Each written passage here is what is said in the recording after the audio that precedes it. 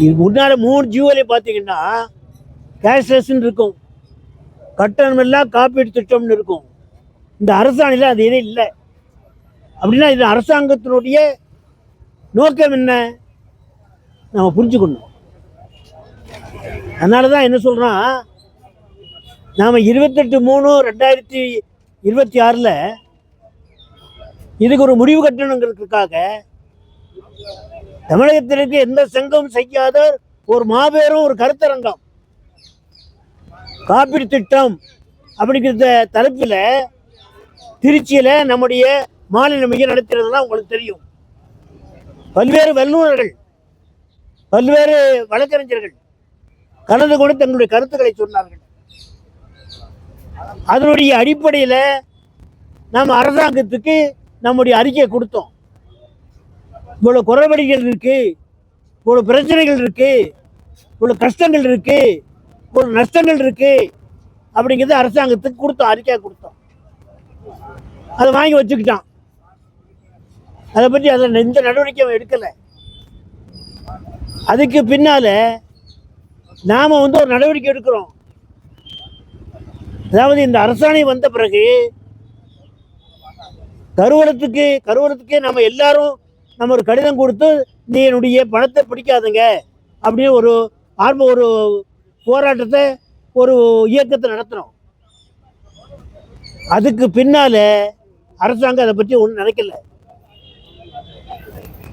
அதனுடைய விளைவாக தான் அரசாணை வெளியிட்டது 123 அதை கம்பல்சரின்னு போட்டான்.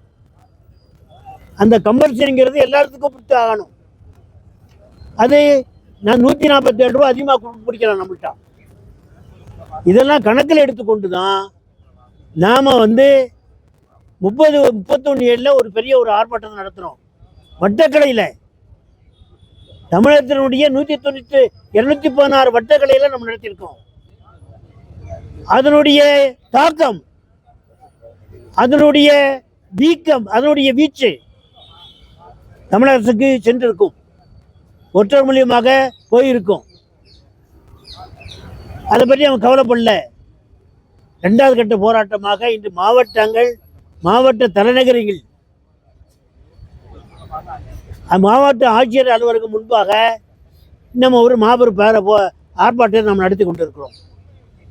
இதில் நோக்கம் என்ன?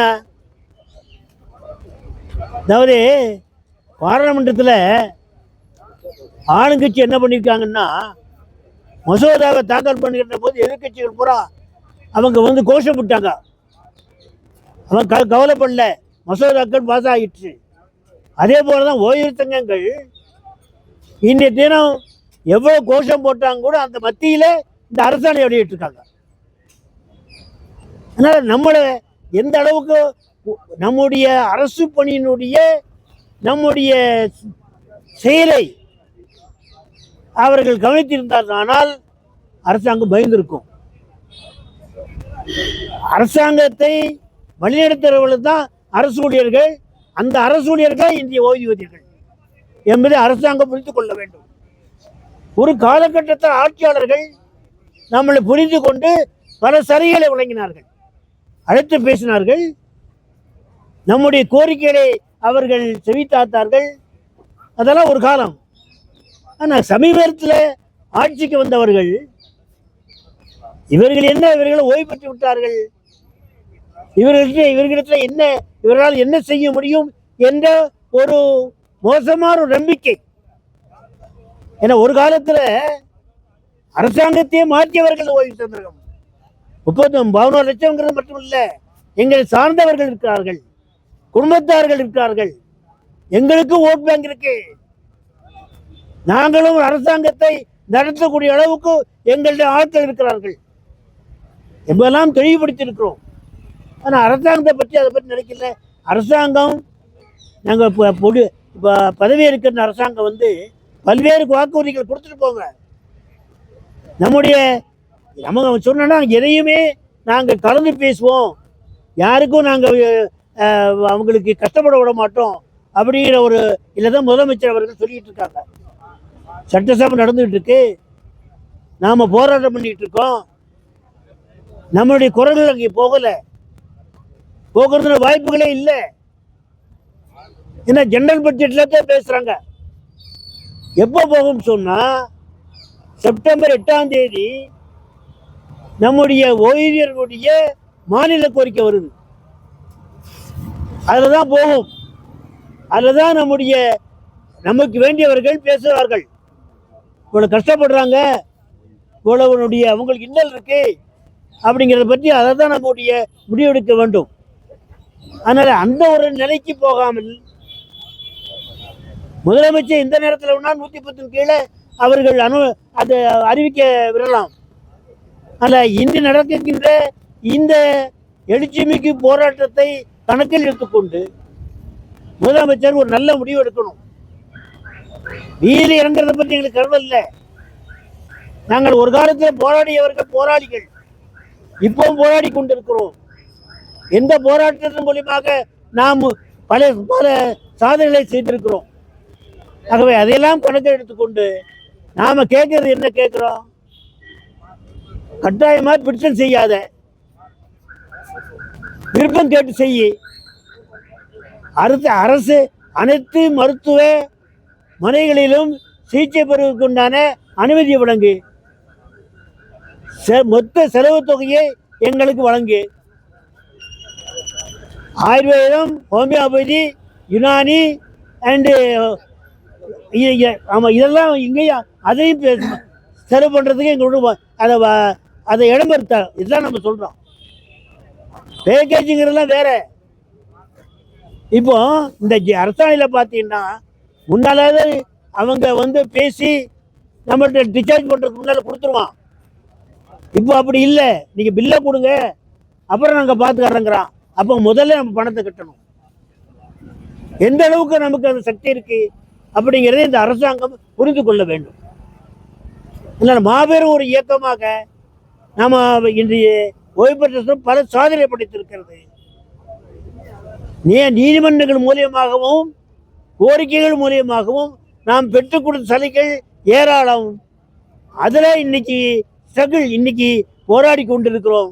அது இந்த காப்பீட்டு திட்டத்தை பொறுத்தளவில் நமக்கு ஏற்படுகின்ற கஷ்டங்கள் நஷ்டங்கள் அனைத்தையும் இன்னைக்கு அரசாங்கத்துக்கு நம்ம அறிக்கையாக கொடுத்துருக்கோம், நம்ம கடிதம் எழுதியிருக்கோம். அதை பற்றி நம்ம கவலைப்படல.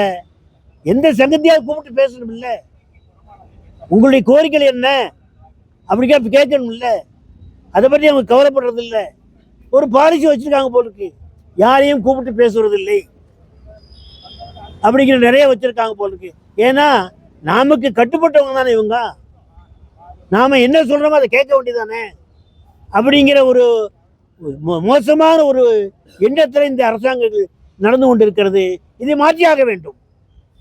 மாற்ற வேண்டிய பொறுப்பு நம்ம இடத்துல இருக்கிறது. நம்முடைய ஒற்றுமையை அவர்களுக்கு காட்ட வேண்டும். இந்த ஓய்வு பெற்ற அலுவலர் சங்கத்தினுடைய அந்த வளர்ச்சி பல்வேறு இடங்களில் நாம் ஒற்றுமையை காட்டியிருக்கிறோம். பல்வேறு நேரங்களில் நாம் சாதனைகளை புரித்திருக்கிறோம். நிச்சயமாக அந்த காப்பீடு திட்டத்தினுடைய அரசாணையிலே நிச்சயமாக நம்முடைய இயக்கம் ஒரு வெற்றியை கிட்டும். அதற்குடைய முதற்படியாகத்தான் இன்றைய எத்தனை மாவட்டங்கள் தோறும் நம்ம இந்த ஆர்ப்பாட்டம் நடத்தி கொண்டிருக்கிறோம். இந்த எழுச்சிமிகு ஆர்ப்பாட்டம் ஒற்றர்கள் மூலியமாக அரசாங்கத்தினுடைய அவங்களுடைய காதுகளுக்கு இது எட்ட வேண்டும். அதை அரசாங்கம் பரிசீலிக்க வேண்டும். நமக்காக உழைத்தவர்களை இன்று வீதிக்கு அழைத்து அவர்கள் போராடுகிறார்களே என்பதை அவர்கள் உணர வேண்டும். அந்த உணர்வு அதை நமக்கு சாதகமாக மாற வேண்டும். அந்த நிலைக்கு நம்முடைய ஆர்ப்பாட்டங்கள் இன்றைய நடந்து கொண்டிருக்கிறது. அந்த ஆர்ப்பாட்டத்தின் வெளிப்படையாக நமக்கு விடிவு காலம் வரும் என்ற நம்பிக்கை நமக்கு இருக்கிறது. நாம எல்லாம் நம்ம நம்முடைய சொகுசாக வாழ என்பதற்காக நம்முடைய கோரிக்கை வைக்கவில்லை. நமக்கு ஏற்பட கஷ்டங்கள் நஷ்டங்கள், நமக்கு அன்றாட வாழ்க்கையில உடல்நிலை சரியா இருக்கும் போது நாம என்னென்ன பண்ண வேண்டும்ங்கிறதுலாம் அது என்ன கஷ்டப்படுறோம்ங்கிறது தான் இன்னைக்கு அரசாங்கத்தை சொல்லி இருக்கிறோம். நீங்களும் அந்த உணர்வு உள்ளவர்கள், உணர்ச்சி உள்ளவர்கள். ஆகவே அதையெல்லாம் நீங்கள் புரிந்து கொண்டு எங்களுடைய கோரிக்கையை, நியாயமான கோரிக்கையை நீங்கள் நிறைவேற்ற வேண்டும். அந்த அரசாணை ரத்து செய்து எங்களுடைய சங்கங்களை அழைத்து பேசி என்னென்ன தீர்வுகள் காண வேண்டும் என்பதை இந்த அரசாங்கம் நல்ல முடிவெடுக்க வேண்டும் என்று இந்த இயக்கத்தின் வாயிலாக, இந்த போராட்டத்தின் வாயிலாக, இந்த ஆர்ப்பாட்டத்தின் வாயிலாக அரசாங்கை நாம் வலியுறுத்துகிறோம். அரசாங்கம் செய்யும் நம்பிக்கையிலே நாம் நம்முடைய காலத்தை கடப்போம் என்று சொல்லி இதற்கு வாய்ப்பு கொடுத்த மாவட்ட நிர்வாகிகளுக்கு நன்றி சொல்லி விடைபெறுகிறேன். நன்றி, வணக்கம். வாழ்த்து பேசிய மாநில தலைவர் கே. வாழ்க வாழ்க வாழ்கவே, வாழ்க வாழ்க வாழ்கவே, வாழ்க வாழ்க வாழ்கவே, வாழ்க வாழ்க வாழ்கவே. ஓய்வு பெற்ற அலுவலர் சங்கம், ஓய்வு பெற்ற அலுவலர் சங்கம், ஓய்வு பெற்ற அலுவலர் சங்கம், ஓய்வு பெற்ற அலுவலர் சங்கம். வாழ்க வாழ்க வாழ்கவே, வாழ்க வாழ்க வாழ்கவே. தமிழக அரசே, தமிழக அரசே, தமிழக அரசே, தமிழக அரசே. ரத்து செய், ரத்து செய், ரத்து செய், ரத்து செய், ரத்து செய், ரத்து செய், ரத்து செய், ரத்து செய். அரசாணை 123, அரசாணை 123. ரத்து செய், ரத்து செய், ரத்து செய், ரத்து செய். மருத்துவ காப்பீடு சந்தாவை, மருத்துவ காப்பீடு சந்தாவை 30 விழுக்காடு உயர்த்தியது, 30 விழுக்காடு உயர்த்தியது. நியாயம் தானா, நியாயம் தானா, நியாயம் தானா, நியாயம் தானா. 497, 644 உயர்த்தியது நியாயம் தானா, உயர்த்தியது நியாயம் தானா. குறைத்திடு, குறைத்திடு, குறைத்திடு, குறைத்திடு. மருத்துவ காப்பீடு சந்தாவை, மருத்துவ காப்பீடு சந்தாவை 390 குறைத்தது. சட்ட விரோதம், சட்ட விரோதம், சட்ட விரோதம், சட்ட விரோதம். ஓய் ஊழியர் விருப்பம் பெறாமல், ஓய் ஊழியர் விருப்பம் பெறாமல் கட்டாய பிடித்தம் செய்வது, கட்டாய பிடித்தம் செய்வது சட்ட விரோதம், சட்ட விரோதம், சட்ட விரோதம், சட்ட விரோதம். தமிழக அரசே, தமிழக அரசே, தமிழக அரசே, தமிழக அரசே, தமிழக அரசே, தமிழக அரசே, தமிழக அரசே, தமிழக அரசே. அழைத்து பேசு, அழைத்து பேசு, அழைத்து பேசு, அழைத்து பேசு.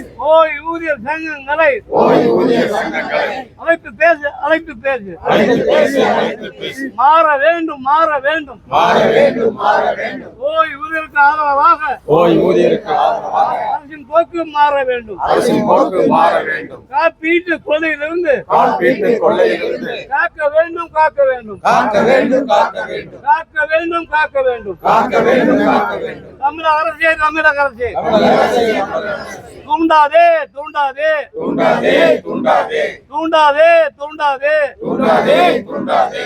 ஓய்வு பெற்ற அலுவலரை, ஓய்வு பெற்ற அலுவலரை வீதியில் இறங்கி போராட, வீதியில் இறங்கி போராட தூண்டாதே, தூண்டாதே, தூண்டாதே, தூண்டாதே. ஓய்வு பெற்ற அலுவலர் சங்கம், ஓய்வு பெற்ற அலுவலர் சங்கம் ஒன்றுபடுவோம், ஒன்றுபடுவோம், போராடுவோம், வெற்றி பெறுவோம், போராடுவோம், வெற்றி பெறுவோம். வெற்றி கிட்டும் வரை போராடுவோம், வெற்றி கிட்டும் வரை போராடுவோம். இறுதி வெற்றி. நன்றி, வணக்கம்.